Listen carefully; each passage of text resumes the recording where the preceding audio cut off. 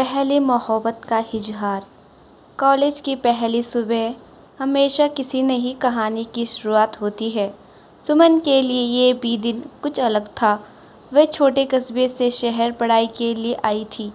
नई नई जगह, नए दोस्त और सबसे बढ़कर एक नया माहौल, सब कुछ उसके लिए अनजान था।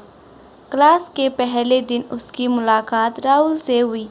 राहुल पूरे क्लास का सबसे हंसमुख और मददगार लड़का था। जब सुमन किताबों के ढेर में अपना रजिस्टर ढूंढ रही थी, तब राहुल ने आगे बढ़कर कहा, अगर चाहो तो मैं भी मदद कर दूं। सुमन ने हल्की सी मुस्कान दी और तभी से दोनों की दोस्ती शुरू हो गई। दिन बीतते गए और दोस्ती धीरे धीरे एक गहरे रिश्ते में बदलने लगी। क्लास के प्रोजेक्ट्स, लाइब्रेरी में साथ पढ़ना, कैंटीन में चाय साझा करना, हर पल उन्हें करीब ला रहा था। सुमन को राहुल की बातें बहुत पसंद थी।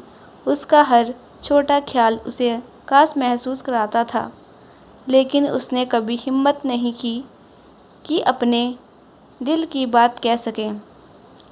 एक दिन कॉलेज में वार्षिक सांस्कृतिक कार्यक्रम था। राहुल और सुमन दोनों को डिबेट प्रतियोगिता में भाग लेना था। सुमन बहुत ही नर्वस थी।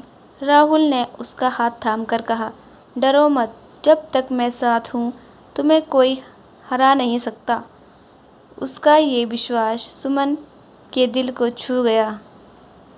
कार्यक्रम के बाद दोनों कैंपस के गार्डन में बैठे, शाम ढल रही थी और हल्की सी ठंडी हवा चल रही थी। राहुल ने अचानक चुप्पी तोड़ी, सुमन, क्या तुम्हें भी लगता है कि हमारी दोस्ती से ज़्यादा कुछ है? सुमन का दिल जोर से धड़कने लगा। उसकी आंखें नीचे झुक गई। उसने धीरे से कहा, हाँ राहुल, मुझे भी यही लगता है, पर मुझे डर था कि कहीं तुम दूर ना हो जाओ। राहुल ने मुस्कुराते हुए कहा, पागल, मैं तो पहले दिन से यही महसूस करता हूँ, बस तुम्हारे कहने का इजहार कर रहा था। उस पल दोनों की आंखें मिल गई और जैसे दुनिया थम गई हो। आसपास शोर था, लेकिन उनके दिलों में सिर्फ खामोशी और मोहब्बत की गूंज थी। राहुल ने सुमन के कंधे पर हाथ रखते हुए कहा, आज से हम सिर्फ दोस्त नहीं बल्कि एक दूसरे की ज़िंदगी बन गए हैं।